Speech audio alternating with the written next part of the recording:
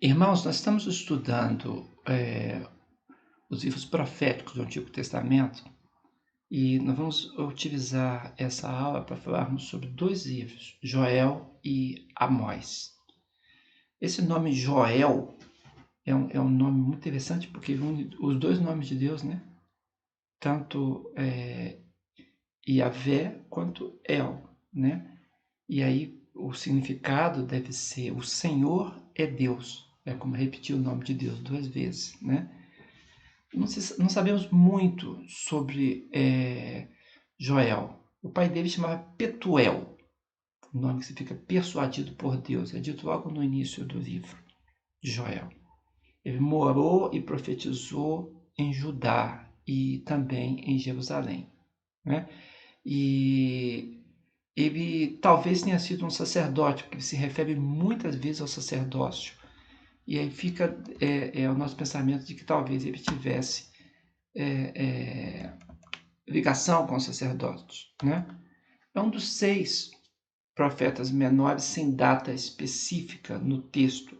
Obadias, Jonas, Naum, Abacuque, Malaquias e Joel. São os 6 livros que nós não temos uma data no próprio texto.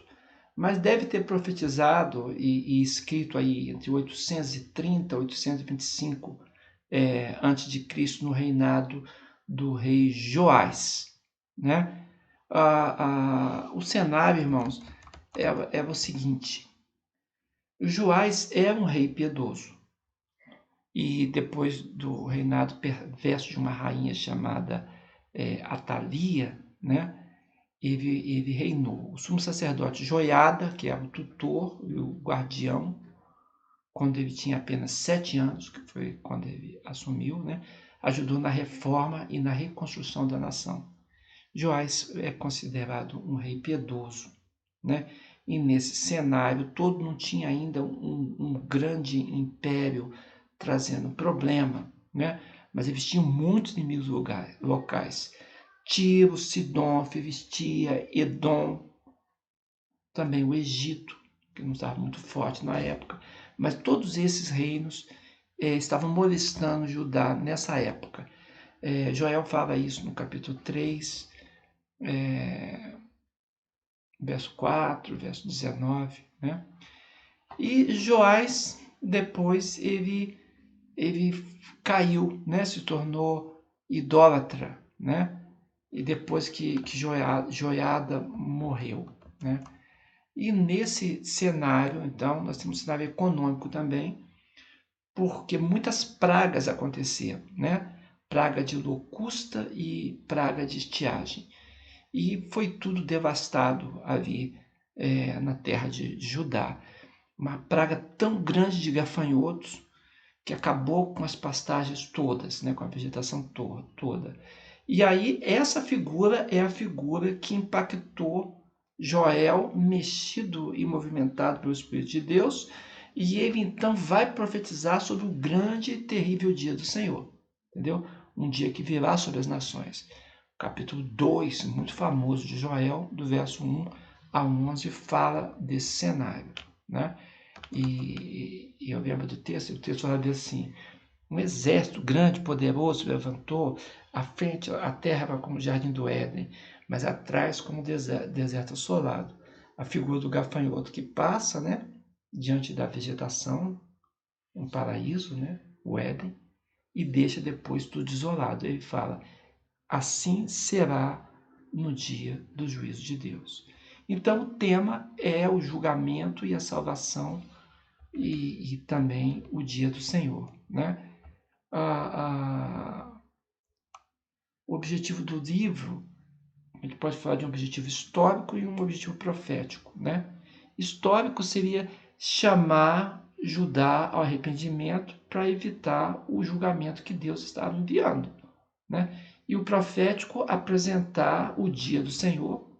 Quando a gente fala dia, não é um dia de 24 horas, né? Yom é um período de tempo chamado dia do Senhor, em que Deus exercerá o seu juízo, né? A nós homens que temos um prazo sobre a terra para cumprirmos diante do Senhor, né? E fala também sobre bênçãos e sobre julgamento. Acho que a palavra mais forte é o dia do Senhor no trabalho dele. Mas ele fala também do derramamento do Espírito Santo, né? Pedro usou essa profecia para confirmar a validade das línguas faladas no dia de Pentecostes, em Atos capítulo 2, ali do verso 16 a 22. Ele se refere, isso é o que foi profetizado por Joel, porque Joel fala, entendeu, do derramado do Espírito Santo. E Paulo usou a outra parte dessa profecia para confirmar a validade da salvação pela fé, em Romanos 10, verso 13, né? Então a gente vê que na era do Espírito, no tempo da igreja, no tempo, né, do sacerdócio universal de todos os crentes, né, nós temos o Espírito Santo atuando e derramando a sua bênção para a pregação do arrependimento, antes que venha o grande e terrível dia do Senhor.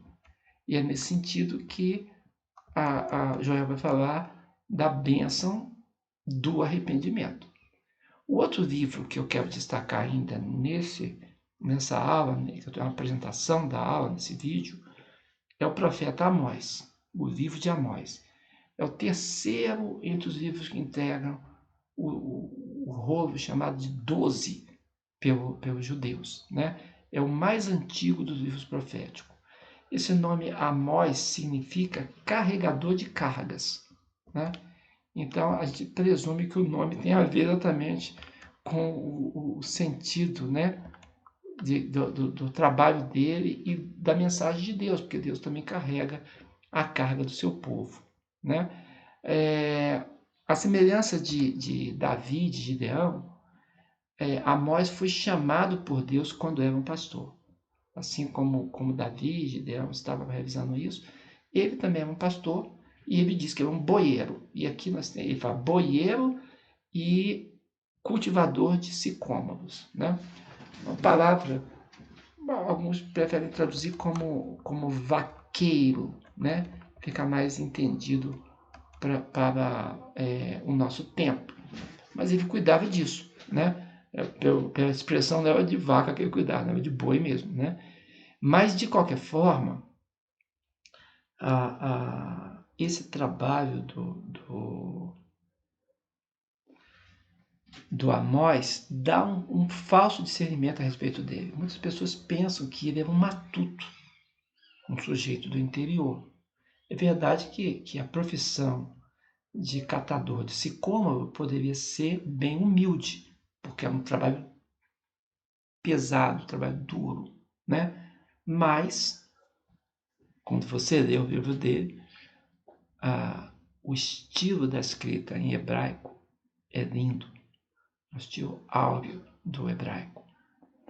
E ele usa poesia, usa cântico, a métrica, é lindo o trabalho que ele escreveu.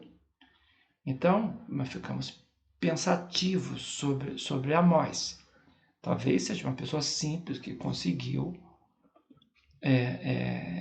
da parte do Espírito Santo, dote de escritor, porque ele escreveu um livro inspirado, canônico, mas nos parece que alguma instrução ele deveria ter, e não era uma pequena instrução. Então, eu deixo para você pensar sobre isso, né? Mas ele é de Tecoa, uma região muito simples, né? Quem sabe fosse um fazendeiro, né? Não sabemos, né? Mas ele, mesmo na situação de ser uma pessoa do campo, ele é um daqueles que Deus levantou com grande poder e grande autoridade. Profetizou por volta do ano de 760 a.C., por um período que nos parece breve, né, durante o apogeu do reinado do rei Uzias em Jerusalém, 792 até 740.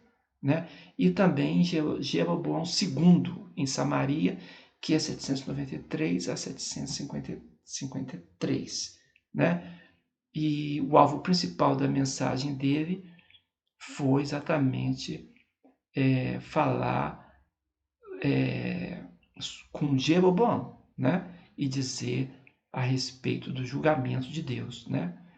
depois de 2 anos do ministério dele, houve um terremoto, acompanhado de um eclipse solar.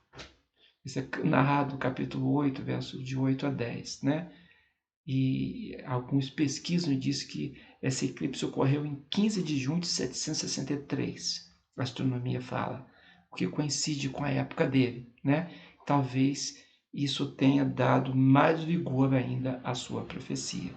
De qualquer forma, irmãos, é um escritor clássico e ele traz a mensagem dele sobre o julgamento de Deus e sobre a justiça social que deveria ser praticada, né? Ele chama as mulheres da sociedade dele de vacas gordas de Bazã, né?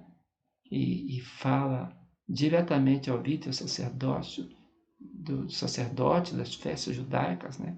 Porque que eles queriam buscar essas festas que não agradavam mais a Deus, porque o coração deles estava distante. Então, é uma profecia muito forte e o objetivo dela realmente era chamar ao arrependimento. Foi um pregador de justiça. Bem, vamos continuar estudando. Eu sou o pastor Valdeir Contarfa, estou com você na caminhada, aqui trabalhando profetas, livros proféticos. Amém.